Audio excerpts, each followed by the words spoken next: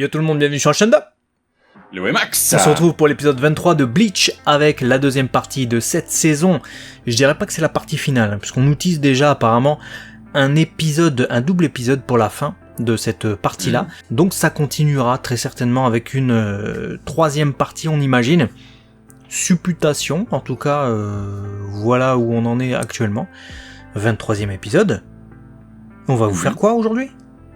On va faire la petite review après l'abonnement des familles, les amis. Voilà, vous déclenchez la petite clochette, l'abonnement. Vous êtes de plus en plus nombreux à nous rejoindre et on vous remercie infiniment.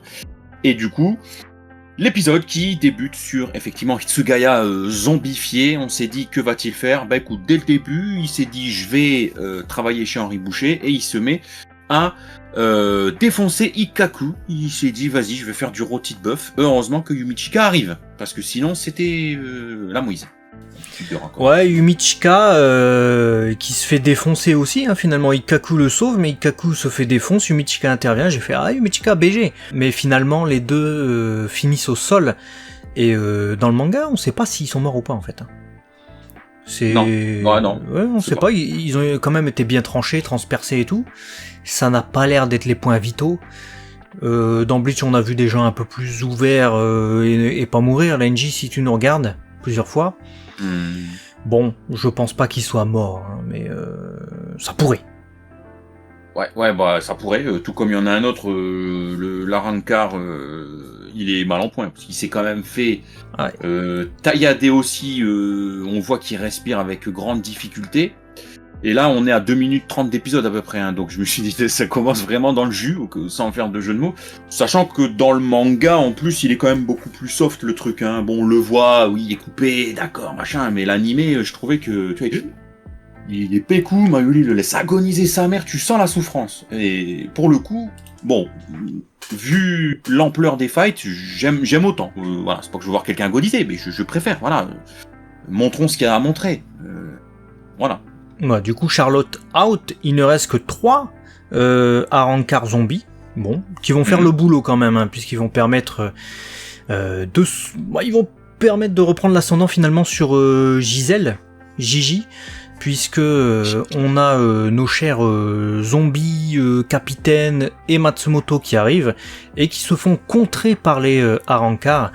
Et ce qui permet évidemment à notre cher Mayuri d'utiliser ses médicaments qui nous teasent et qui nous dévoilent au début de l'épisode contre Hitsugaya. Alors, je vais pas vous refaire le topo de tout ce qui s'y passe, hein, parce que tu te fais des nœuds au cerveau pour pas grand chose. Tu comprends que, in fine, comment ça marche ? Mais en gros, il lui a injecté un truc qui le fait revivre le passé, etc.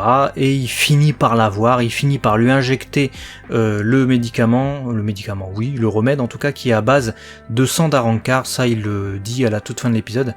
Donc logiquement, ça lui permet de repasser les zombies sous son contrôle, mais ça nous dit pas si les zombies qui ont été zombifiés, comme c'est le cas de Hitsugaya avant leur mort, est-ce qu'ils vont redevenir humains ou pas ? Parce que les deux capitaines, Muguruma et Otoribashi, là, ils sont morts. Dead kaput.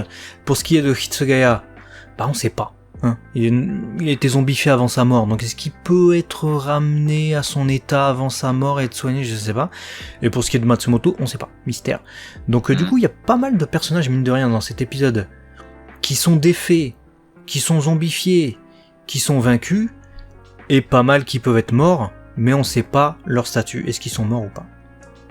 Ouais, moi je pense que vu ce que nous a avancé Mayuri, à savoir le fait qu'il manipule le sang, tu vois, la composition du sang, pour faire en sorte que justement, voilà, si c'est tout ce schmilblick scientifique qui lui permet de reprendre possession des zombies zombifiés avec le sang des Arrancar, bref... Je me dis qu'effectivement, s'il n'était pas mort à la base, il y a peut-être quelque chose qu'il va pouvoir faire. Je parle de Mayuri, c'est-à-dire rectifier. Comment je peux t'expliquer ça ? Ceux qui font une septicémie, malheureusement, voilà, qui font un empoisonnement du sang, ton sang il passe dans une machine, il est pompé, il est purifié, il repasse dans l'autre bras. C'est comme ça se fonctionne, et du coup tu guéris d'un empoisonnement. Donc si on part de ce postulat que Mayuri a voulu nous décrire, ton sang est modifié, machin, mais que lui, il arrive à faire quelque chose, il y a peut-être moyen. Pour les morts, Ouais, un peu plus compliqué, parce que sinon, dans ce cas-là, on a trouvé la méthode pour ressusciter les gens, quoi. Il est c'est mort, juste on a qu'il zombifié-le, peut, et puis, bon. il peut utiliser Muguruma et les autres, en fait, ceux qui sont vraiment crevés, a priori, comme ça, ses sujets, comme ses zombies, ce sont ses zombies. Donc ça va être... Mais je pense qu'il peut pas revenir, sinon... Ouais, bon après on peut nous trouver des facilités, hein. Déjà si on nous ramène Hitsugaya et Matsumoto, j'ai envie de dire, en leur changeant juste leur sang, en le remplaçant par du sang d'Arrancar, ça va les transformer en quoi d'ailleurs, hein? Ça va plus être vraiment des Shinigami, tu vois. Je sais pas. Bon, en tout cas, on verra dans la suite. Pour ce qui est du combat de Byakuya, il n'existe même pas dans le manga. Si vous regardez cette page, il est totalement expédié. Il a vaincu les 3 Quincy qui étaient lancés contre lui. C'est bien qu'ils aient rajouté des scènes dans l'animé où on voit un peu le combat. Parce que c'est vrai que dans le manga, bon, bah du coup, ils sont tous vaincus et tu sais pas ce qui s'est passé. On voit juste les 2 filles, les Bambis, peut-on encore les appeler Bambis, je sais pas, qui assistent à ça et qui se disent c'est con que Pépé il soit pas là parce que si Pépé il était là avec son pouvoir, bah il pourrait aider la situation. Et évidemment, quand on parle du loup, c'est le gros vieux avec sa barbe, Cupidon. Ouais, Cupidon, on repassera pour Cupidon, hein. Je suis pas sûr que ce soit la dépiction la plus, comment je peux dire ça, positive du personnage de Cupidon. Il est dégueulasse. Voilà, on va pas commencer à mettre des pincettes. Il est dégueulasse. Il est beau gosse.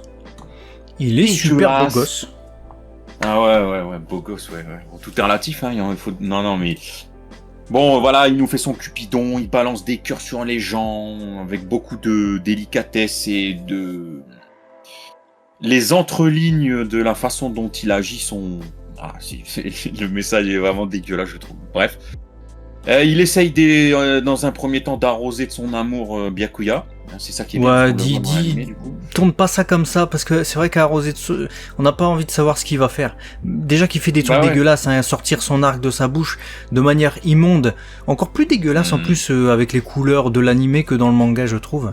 Tout ce qu'il fait est rendu encore plus voilà, craignos. Voilà.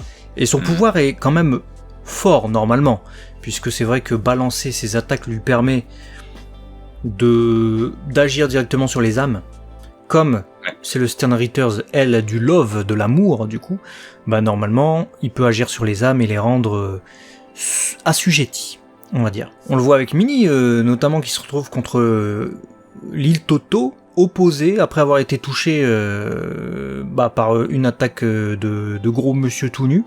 Gros monsieur tout nu qui, tu me l'as dit en off, il s'est tué en faisant cette attaque. Ben c'est ça, parce que là il voulait en fait que les 2 filles s'entretuent pour lui avoir toute la gloire en fait. Il aurait eu auprès de sa majesté le grand seigneur Sama, que vous ne devez pas louper en scène post-générique. Faites attention, il y a une scène post-générique après l'ending, même si elle sert pas à grand chose. Il voulait se vanter auprès de sa majesté Yuhabara d'avoir tué les Shinigami et non pas ses camarades Quincy. Bah ça s'est retourné contre lui. Ouais, ça s'est retourné contre lui. Du coup, tant pis pour toi, vieux crado. Là où en plus, n'empêche, quand tu regardes le manga, je trouve que je le trouvais déjà dégueulasse dans l'animé parce que tu lui donnes une vie, tu vois, tu donnes une voix, tu lui donnes des agissements, un comportement, voilà, limite. Et je trouve que malgré tout, comme il joue un peu de la pénombre et tout, tu vois pas tout, mais dans le manga, quand il est en slip et tout, tu vois ses vieux poils dans l'entrejambe et tout, il a pété un câble, Kubo, sur ce personnage. Pas ici. Mais j'ai dit, vas-y. Moi, je trouve qu'il a pété un câble avant même ça.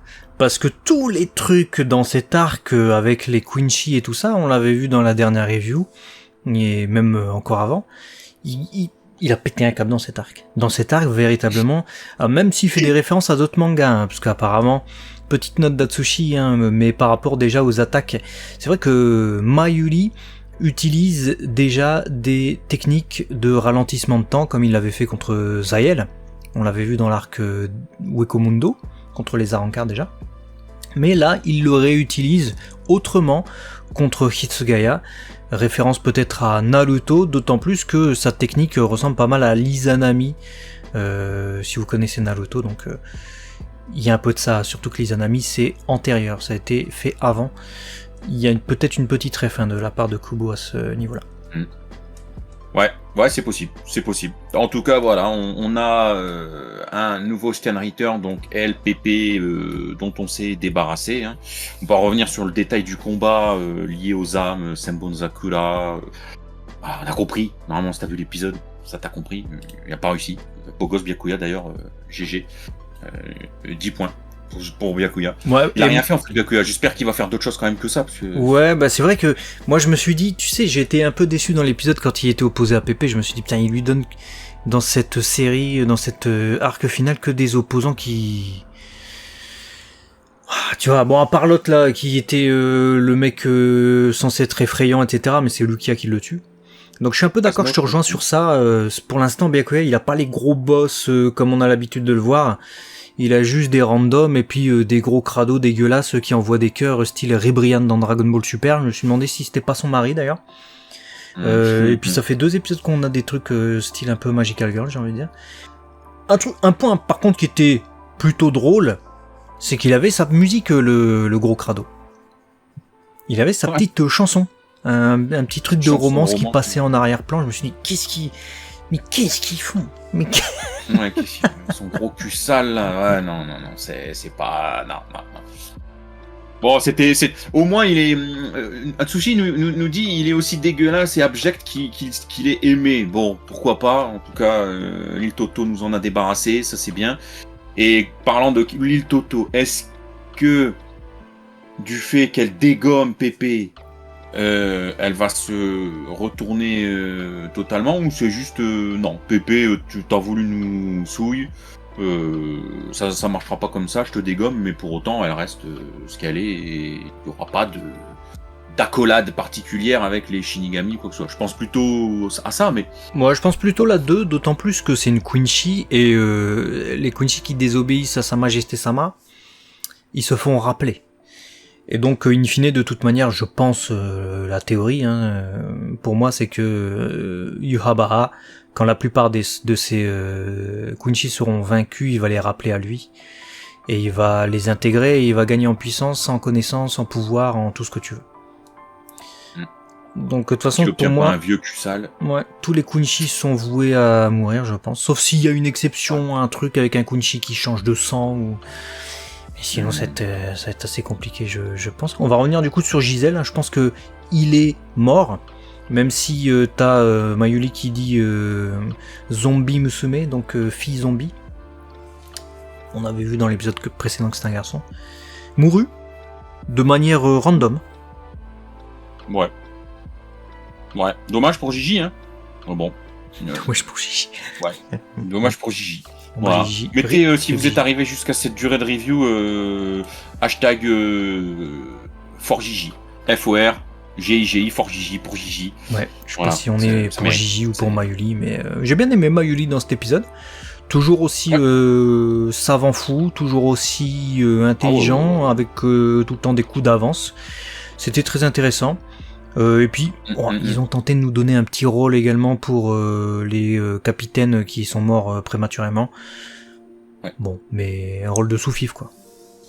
Ouais, c'est un peu con d'essayer de briller de ta mort plus que de ton vivant, mais bon, pourquoi pas.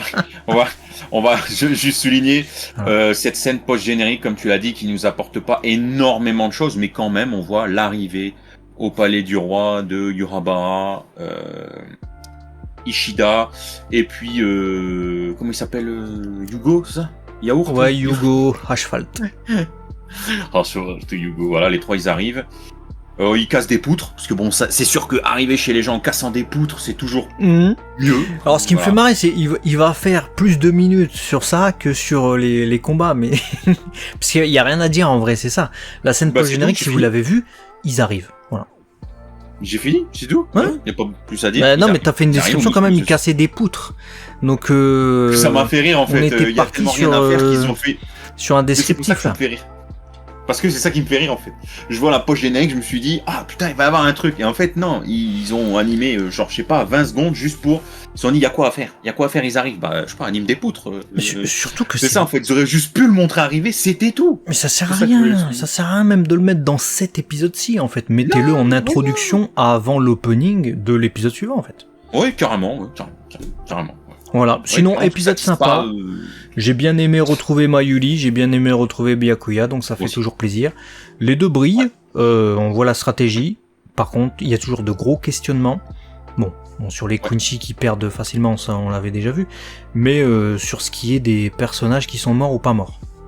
Ça c'est le mystère pour le moment. Tout à fait. Bah, je suis d'accord avec toi. Là, j'étais dans mon épisode, j'ai bien kiffé mon épisode. J'ai les mêmes arguments que toi. C'est vrai que Mayuri, ça fait toujours plaisir de le voir aussi fou. Il y a un kiff en fait. Je me dis mais quelle intelligence ce gars. Et c'est ça, c'est vraiment. Il a pris 10 minutes d'épisode à peu près. Mais là tu te dis il est starbé le gars en fait. Mais avec une intelligence à la fois positive et machiavélique quoi. J'aime bien son personnage. Il est très riche ce personnage donc. Ça a fait plaisir, bon épisode. Dites-nous dans les commentaires si vous avez kiffé comme nous, si vous avez adoré la prestation de Pépé. Voilà, Pépé, on pense à toi ou pas. Voilà. Je vais essayer de pas trop penser à lui, surtout en mangeant. À très vite en tout cas sur la chaîne 2. Léo et Max. À la prochaine. Sa vieille couche poilue là. Voilà, sa vieille couche poilue. On vous l'enverra, hein. N'hésitez pas à lâcher un commentaire Pépé for love et on vous enverra la vieille couche poilue de Pépé. À très vite. Dégueulasse. Allez, des bisous.